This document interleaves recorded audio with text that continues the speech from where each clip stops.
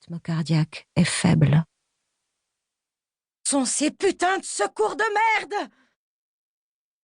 Un gémissement m'oblige à redresser la tête.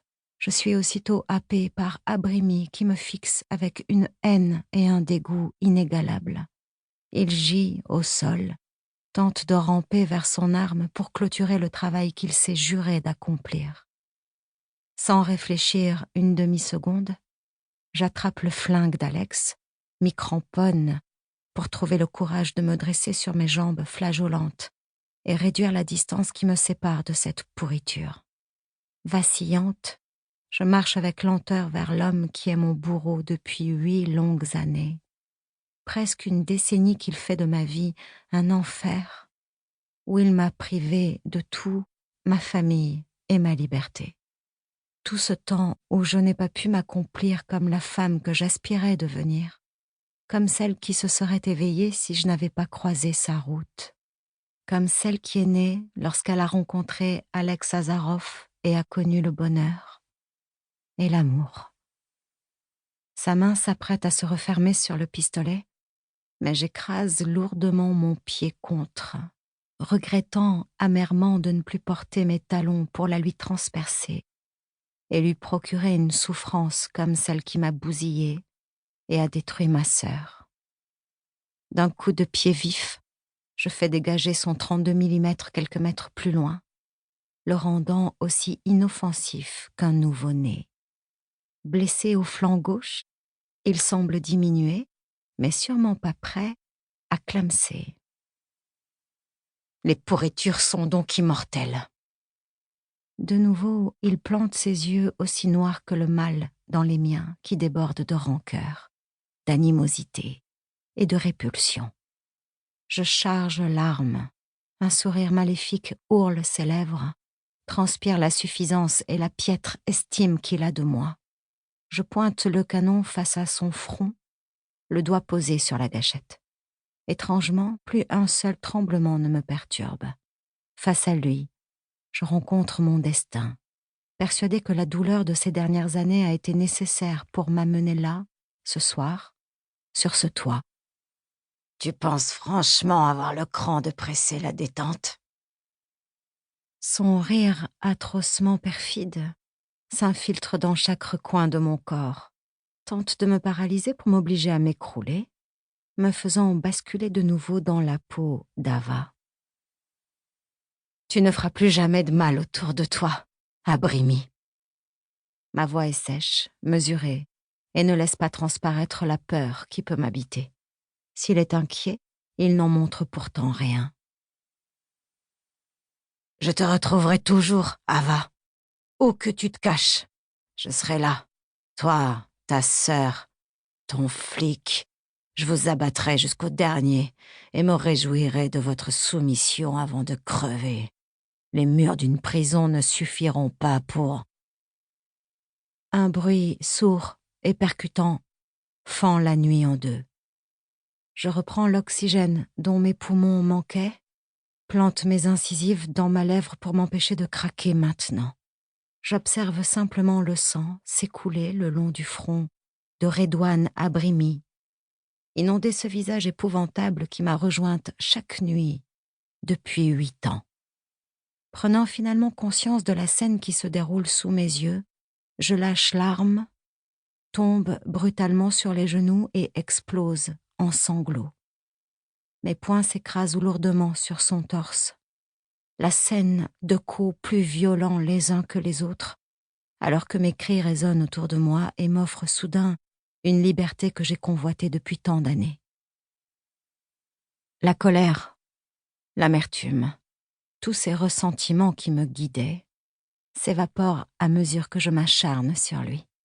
Chaque frappe que je lui destine est un poids que je laisse échapper. Pour ma mère, mon père, ma sœur, ma vie. Un murmure me ramène à la réalité.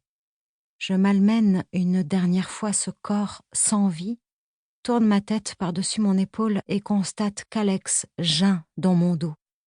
La faiblesse de sa voix me coupe de nouveau le souffle, me rappelle qu'il est mal en point, Alors qu'un hélicoptère amorce sa descente pour récupérer les corps blessés des agents Azarov, je cours à toute vitesse pour rejoindre mon flic et son frère. Mes paumes se pressent contre sa blessure qui ne cesse de répandre du sang autour de lui. Le destin ne les a pas épargnés. La balle est logée à quelques centimètres de son gilet protecteur. Quant à Anton, le sien est déchiré à l'arrière. Il n'a clairement pas eu de chance d'être visé à cet endroit. « Les secours vont arriver, Alex !» pleurnichai-je en pressant mes lèvres contre les siennes. « Ne laisse pas mon flingue. » Sa voix se coupe net. Il est trop faible. Je comprends aussitôt qu'il m'indique de récupérer l'arme que j'ai laissée près d'Abrimi pour la lui remettre et éviter de me faire accuser d'homicide volontaire. Je m'exécute, me la réapproprie avant de la poser dans la main du capitaine de police. Les circonstances de la disparition du trafiquant de drogue doivent rester floues. Lorsque les secours s'échappent du véhicule dont le bruit des pales m'empêche de penser correctement, ils prennent aussitôt en charge les frères. Je reste figée à les observer se faire héliporter tandis que j'attends patiemment qu'une équipe d'intervention vienne me sortir de là pour me conduire à l'hôpital. Exténuée, je déambule dans le couloir stérile du service de réanimation depuis des heures. Je pense ne pas avoir fermé l'œil depuis plusieurs jours désormais. Mais je ne peux me résoudre à dormir tant que 3 âmes seront en sursis à lutter pour rester dans leur enveloppe corporelle. J'ai beau savoir qu'Alex s'est fait retirer la balle et que ses fonctions vitales sont bonnes, je suis incapable de me raisonner et me convaincre qu'il va s'en sortir. Lorsqu'une infirmière m'autorise à pénétrer dans sa chambre, je manque de m'écrouler en le voyant allongé sur ce lit, comme endormi.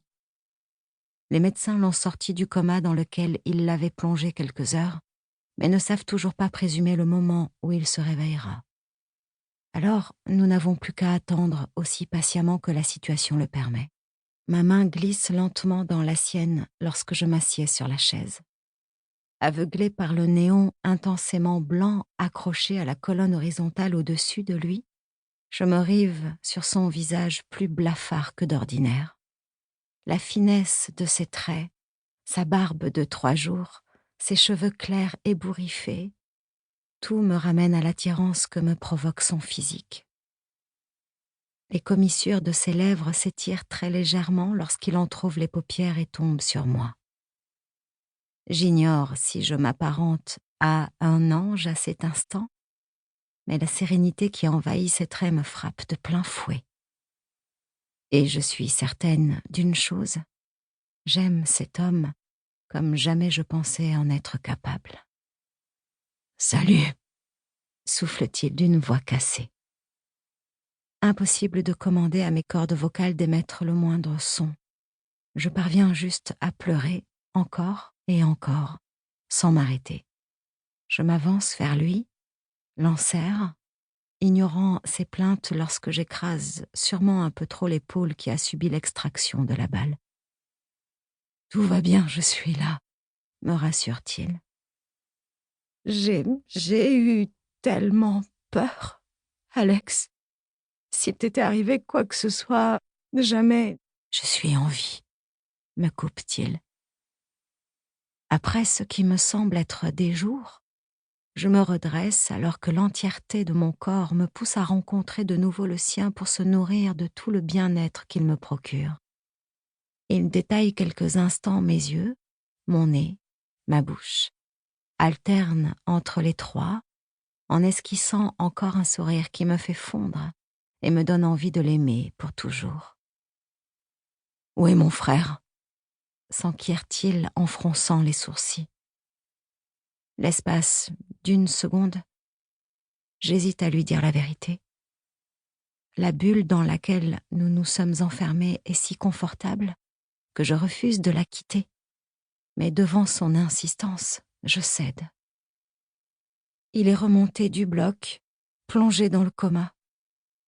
La balle qui l'a touché était très mal logée. L'opération a été compliquée. Je ne sais rien de plus. Il pince l'arête de son nez et secoue la tête.